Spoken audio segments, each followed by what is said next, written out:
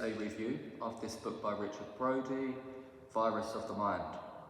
Richard Brodie worked with Bill Gates back in the 1980s and in the 1990s. He was the creator of Microsoft Word, incidentally, also a professional poker player. So that gives you an indication of his background. Clearly highly intelligent person who understands programming and how programs run and operate on computers. He discusses the topic of memetics in this book. This book is all about memetics. What are memetics? Richard Dawkins, the famous biologist, wrote in his book, The Selfish Gene, way back in the 1970s, about how memes, which are little pieces of information, they're ideas or concepts which spread from one mind to another mind, similar to how genes are propagated from one generation to the next. So Richard Dawkins spoke about how memes are the means of cultural transmission, of how culture lasts for a long time and is propagated across centuries, possibly even longer, because ideas can be self-propagating, that they're handed down, they're passed on, and there are a number of reasons for this, which are discussed in the book. So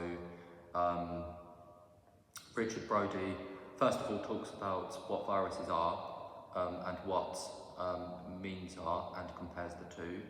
And he talks about how ideas can spread and be infectious if they push certain buttons.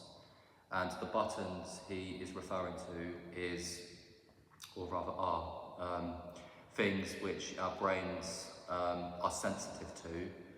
If you look at the front cover of this book, you can see he has put the logos of various companies in the person's head.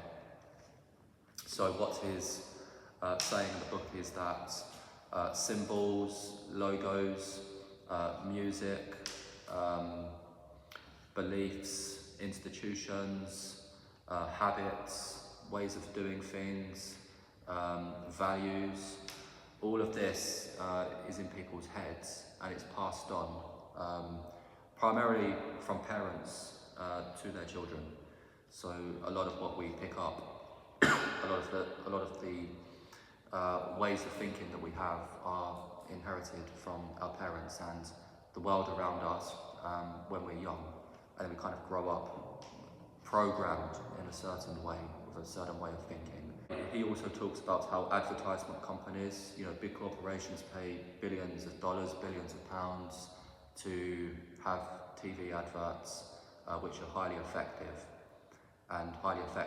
in spreading memes, which are going to make people want to buy the products that the corporations are selling.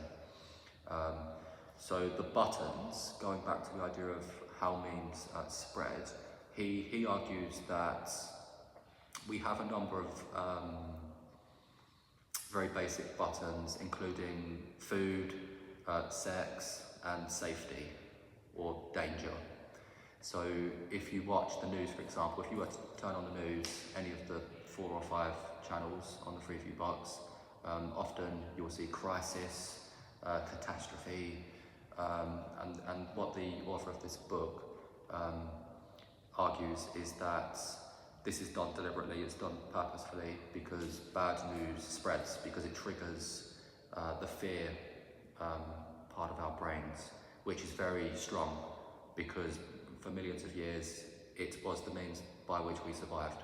So in our primitive environments, prior to civilization emerging in prehistoric times, where we had to survive and evade predators, tigers and lions and bears,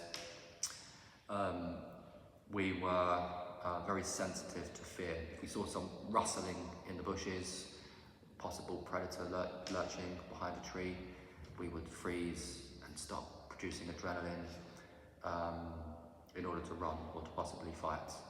But of course, modern environments, our modern urban environments.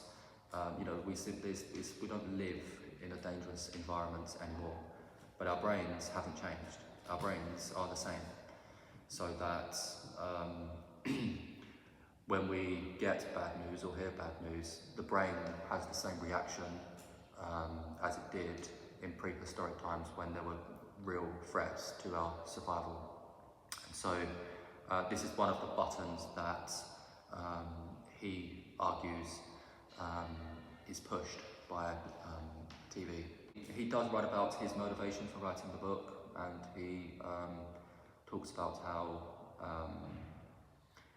freeing one's mind of sort of these entities which are taking us away from what we really want to do and what we really want to become is important, and being aware of them is the first step. So it's an interesting book. Feel free to check it out if you're interested. Thank you.